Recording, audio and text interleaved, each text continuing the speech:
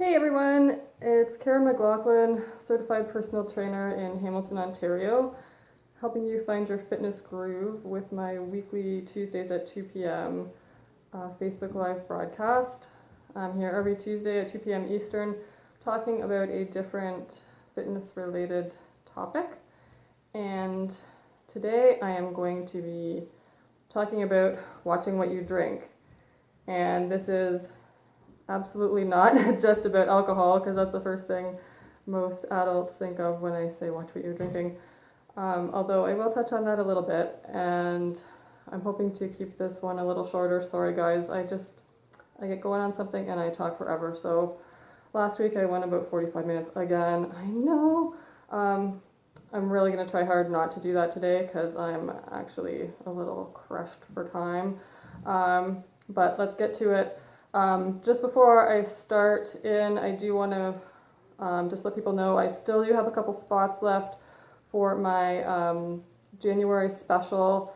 I'm not going to go into the whole spiel right now. I'm going to link you up to get more details after the on this post. But the essence of it is, if you sign up for either 5 or 10 sessions, you're going to get extra free sessions. You're going to get an extra free bonus grocery tour with me and a lot of other fun stuff. Okay, so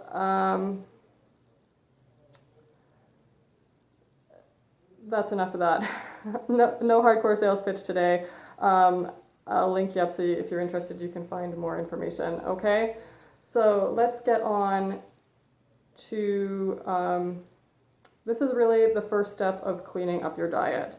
So this is one of the first things I talk about with new clients, because of course, you know, they usually come to me for exercise, but as I'm always saying, you can't out-exercise a bad diet. So you need to work on both things hand in hand, otherwise you're not going to meet your goals. I can pretty much say that. So the first step in that I like to look at with people, because it's one that it's usually not as painful for most people to change as some other things might be, and B, it's one that people tend to not think about as much as they might be thinking about other things that they know they should be changing. They're feeling bad about eating too much pop, too much candy, many chips, too many pastries, that kind of stuff. So that's kind of already on their radar a little bit, and sometimes those things can feel like really hard to change. So this one feels a little less painless, I think, but it can have a huge effect. So what you're drinking can really be working for you, or it can be really working against you and undermining your health and fitness goals. Things that you're consuming beverage-wise, maybe adding way more sugar, caffeine, artificial preservative-y stuff, all kinds of things you don't really want, and they may be crowding out other things that you do want because they tend not to contain as many actual micronutrients, vitamins, and minerals and things like that. Okay? So one of the big ones that most people are like, oh, I'm being so healthy, smoothies. Yeah, and don't hear me saying this as you should never have a smoothie. I quite enjoy my homemade smoothies, but I don't have one every day. For some people they can be a good thing, and for some people they may not be such a good thing. I drink a smoothie and that like fills me up, and I don't want, at least one of the ones I make myself, it fills me up a lot, and so I don't want a lot else. Some people can chug back a smoothie and still eat like a 4-course meal. So if that's you, then you're one of those people who might need to watch out for the smoothie a little bit more. And in particular, the ones that you buy when you're out.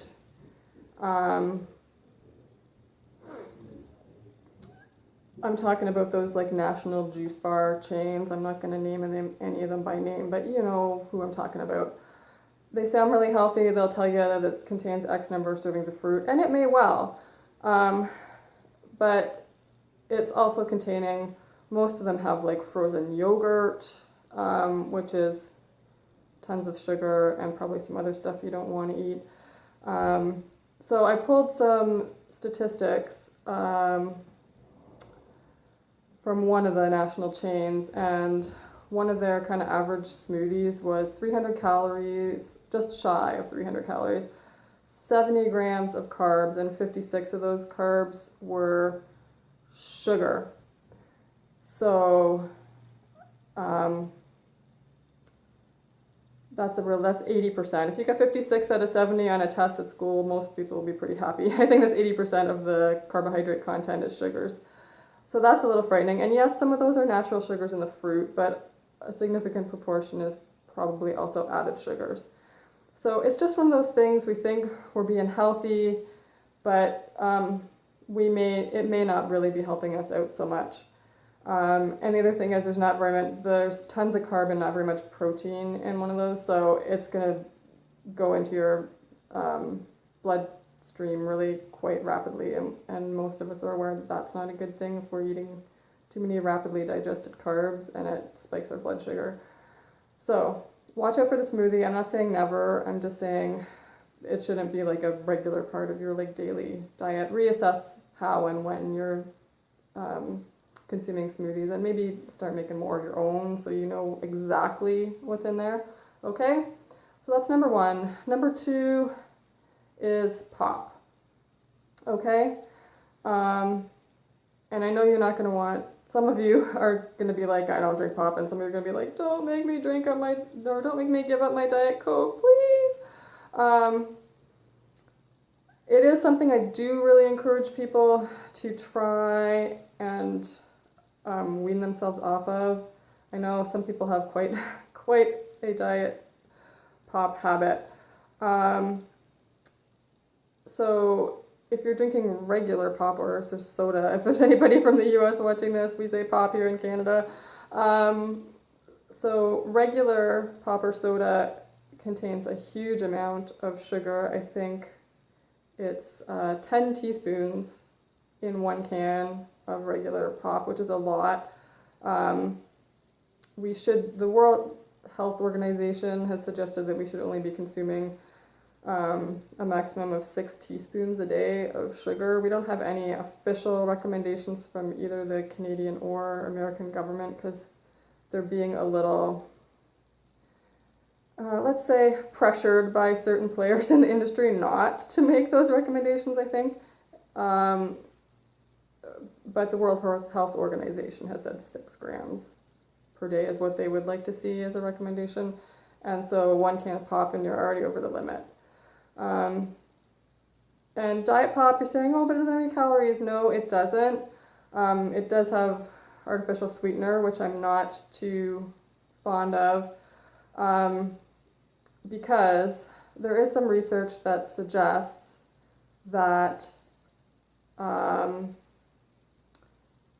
when you're consuming something sweet like that has artificial sweeteners, and it doesn't have the calories behind it that your body's expecting, so your body tastes sweet and it thinks, oh, I should be getting X number of calories from that level of sweetness, and it doesn't get it. So what some research has suggested is that your body actually is going to go looking for those calories now because it didn't get them. So it's basically what I'm saying is it's going to make you overeat later. And there is research to kind of support, I shouldn't say kind, there is research that supports that, is supportive of that statement. And the second thing is, even though it doesn't have any calories, it's still, it's training you to consume sweet stuff all the time, that taste for sugar, what I call like sugar lust, which most of us have. I mean, I have had a hard time getting myself away from sugar as well. It gets easier and easier and easier as you cut more and more out. You do actually lose your taste for it. So if some of you are feeling discouraged about that at the moment, just know your palate will change. I used to consume like a lot of sugar as a kid, and then gradually in my adult years have moved more and more and more away from it. So just know that it's a process. But that's another reason why I'm not big on artificially sweetened anything, is because it's encouraging you to keep that taste for sweetness, and that will not be helpful in your efforts to eat less sweet and sugary things overall. Okay?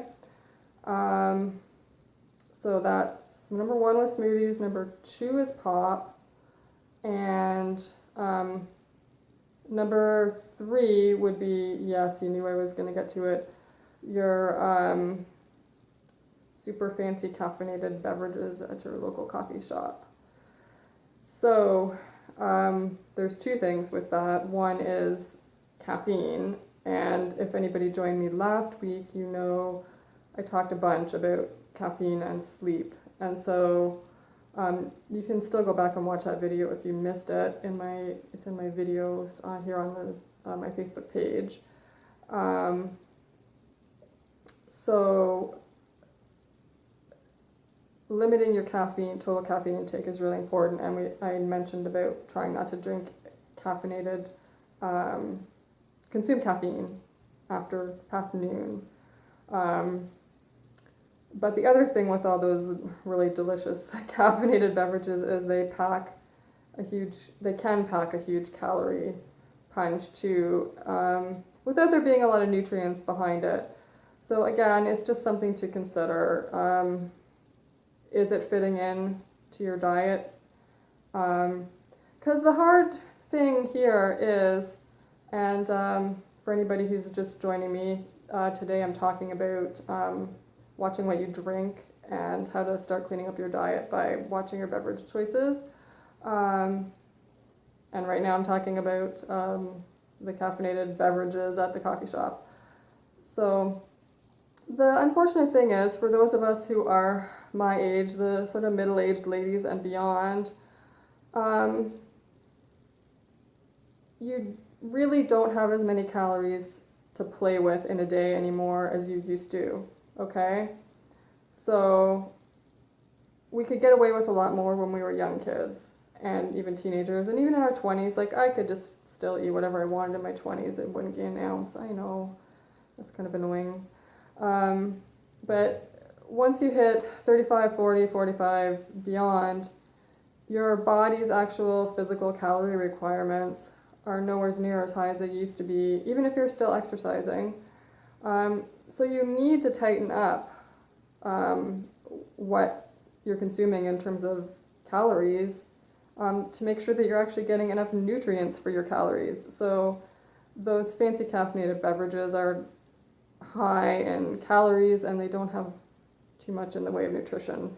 So again, I'm not saying don't ever have one, but maybe it's not a daily thing. Maybe it's a special treat once or twice a month. And you need to look at something a little less caloric for your daily hot beverages. The 4th one I want to talk about was, of course, alcohol. We all know there's not a lot of nutrition in alcohol, and there can be quite a lot of calories. I think a 3.5 ounce glass of white wine is about 85 calories, and a can of beer is about 150. So, I mean, it's not that that's one beer or one glass of wine is going to decimate your day. But one beer or one glass of wine often leads to a second beer or a second glass of wine. So, if you're one of those people who knows that once you have one drink, you're likely to have more, you might want to reassess how often and when you're consuming alcohol. Personally, I've set myself a limit of 3 drinks per week because I know, especially since we do you brew wine, and so we always usually have a case of wine lying around, so it's pretty easy to justify, let's just have a glass of wine with dinner. So I could easily drift into doing that every day if I let myself, and I don't want to be consuming that much alcohol. So I set myself a limit of 3 drinks. Now, there's some times when I don't stick to that. If it's, I'm going to somebody's wedding or, during the holiday season, I definitely had more than 3 drinks a week between Christmas and New Year's, but I still didn't go crazy.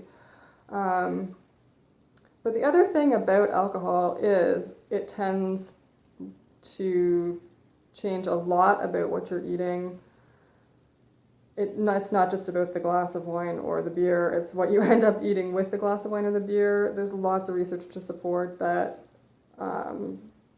when you have an alcoholic drink, you make less wise food choices, and you usually end up consuming a significantly larger amount of food or calories overall. Okay, so those are a few things to think about what the right place is for them in your diet. So I've kind of been telling you about what you shouldn't be drinking or what you should be limiting drinking of. And the other thing, just to put this all in perspective, like I said, a beer has 150 calories. A cup of raw broccoli has 31 calories, and a cup of carrots has about 50 or 55. And those things will fill you up and provide lots of nutrition as well, lots of vitamins and minerals. So some of the things that are the best for us have very little caloric content, and they're packed full of nutrients. So, in looking at what we're drinking, we're looking at things that are really the exact opposite of that are packed full of calories and maybe preservatives and sugar and caffeine and not providing any actual nutrition. So that's what I'm trying to get you to look at. So now that I've said, here's the things you should think about limiting or ditching altogether, what are the things that you should be drinking? And it's not going to be a shocker.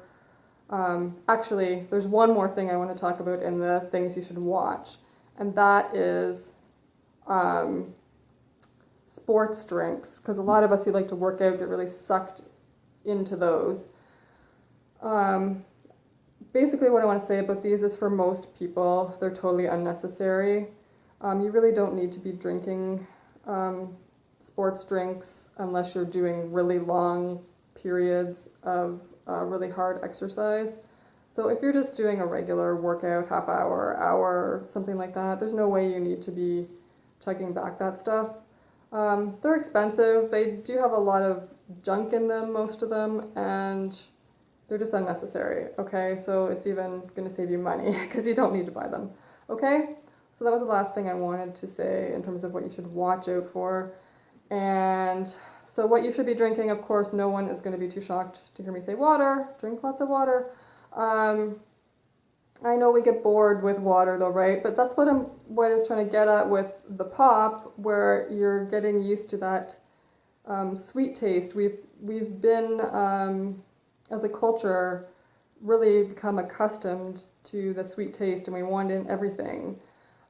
This is why one of the best things I did with my kids was I never gave them, lots of people give their kids apple juice and stuff.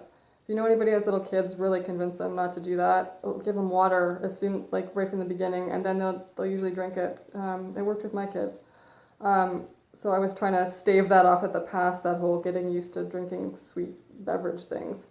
So yes, you should be drinking water, and everybody's got their recommendations of 8 glasses a day, or some people say even more. The best way to tell if you're well hydrated is by looking at what's going on when you go to the bathroom. If you have nice, clear, or really pale urine, you're good. So if it's more concentrated, you need to drink more. That's the best way for individually to tell, because you're getting fluids in other foods that you're eating too. So if you're eating a lot of vegetables, or if you're drinking or eating soups, things like that, you're getting fluids there. So really, that's the best way to tell. So not everybody necessarily needs 8 glasses a day of water, but that should be the most common beverage that you're consuming, is water throughout your day. You can jazz it up, throw some lemon in there, throw some lime, throw some cucumber, some mint, like go nuts with that stuff if you're getting bored with just plain water. The second thing that I find is really fun is I've really gotten into herbal teas, and sometimes people roll their eyes at me when I say this, like, how fun can that be? But I brought my whole basket of herbal teas up here just to show you, like, actually maybe I'm just going to take the camera in with it down here, or not. That didn't work. Here we go. I don't think you guys can still see this. Okay. That wasn't a very good view, so I'm just going to hold them up. So I have tons of herbal tea. This is one of my favorite. I know it's going to come out backwards on the screen, the words, I think. Chocolatey chai, super yummy. I drink this every day. It's actually really good with a little bit of coconut milk in it. And plain too. What else have I got in here?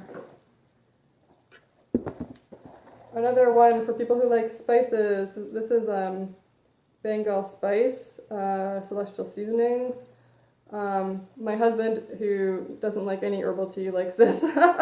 It's really good for people who likes, you know, it's another sort of chai, sort of really warming feeling, spicy one. I'm just rooting around in here. I've got,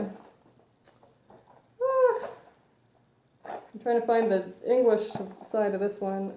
This is like orange and cinnamon spice. I've got some green tea in here. I don't even know what this is, but it's pretty good. It's like a green chai. Can you tell we have a lot of chai tea in our house? Peppermint. Good old peppermint. Peppermint. And peppermint is really energizing for those of you who are trying to cut down on the caffeine. I find like a peppermint tea in the afternoon is a real nice, like, sort of picker-upper that's not caffeinated. And I have this other tea which I really like, which is called Fairy Tale, which I got from a place called Mountain Rose Herbs, which is an online store. It's actually American, but they make awesome tea. That one's my tea that I drink when I'm going to bed because it has this herb in it called skullcap, which sounds like it would probably kill you. It doesn't sound good, but it is a beneficial herb, but I appear to be quite sensitive to it, so it makes me nice and sleepy at night. So I don't drink that one during the day, but it's nice to go to bed with. So my point here is, like, that's just a few. There's the herbal tea aisle at the grocery store is like quadrupled, the quintupled in size in the last while. So there's tons of choices out there. So I think there's probably something for just about everyone. Even my herbal tea hating husband has an herbal tea option that he really enjoys. So it's a nice replacement for those who are, you know, wanting to drink less coffee and they still want a nice hot beverage and they don't want, you know, you don't want too many calories. So I would encourage you to check that out if you even think you might be remotely interested. I probably have 2 or 3 cups of herbal tea a day during the cooler months of the year anyway, and lots of water. Oh, and the other thing I wanted to talk about was actual just juice, like regular juice. So not the smoothies, but just orange juice, or any kind. There's tons of juices out there now too. I encourage people to only have about half a cup a day of juice. That's considered to be 1 serving, and it's just it is the little juice glass that we used to have, not the big massive tumblers that we have now.